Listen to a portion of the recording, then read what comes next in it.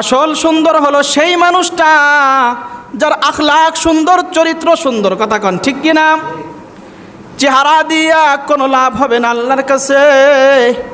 আজ আপনি চেহারার মধ্যে বারবার মেকআপ মারেন আর পর পুরুষকে দেখায় বেড়ান। আমার মা বোনেরা, একটুবার চিন্তা করো, এই চেহারা যখন আপনি মারা যাবেন পোকা মাকড়ে খাইবে। এই যে মাটির থেকে আপনি দূরে থাকতে চান, এই মাটির মধ্যেই আপনাকে ঢুকায় দেওয়া হবে। চেহারা একটু ময়লা লাগলে পরে বারবার ধৌত করেছেন, সোনু পাউডার মাইখা চেহারাটাকে সুন্দর করার চেষ্টা করেছেন।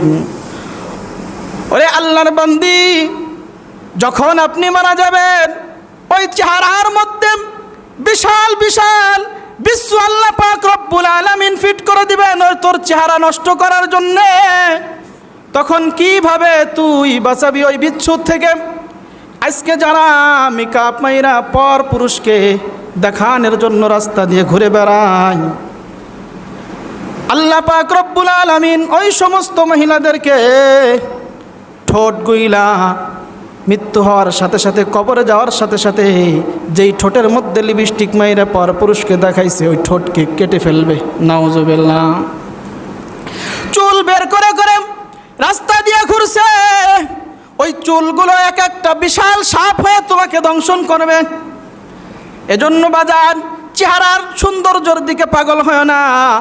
চেহারা সুন্দর করার যতটুক আপনি মেহনত করছেন, ওইটুক মেহনত যদি আল্লাহকে পাওয়ার জন্য করেন, ও বান্দা ও বান্দি,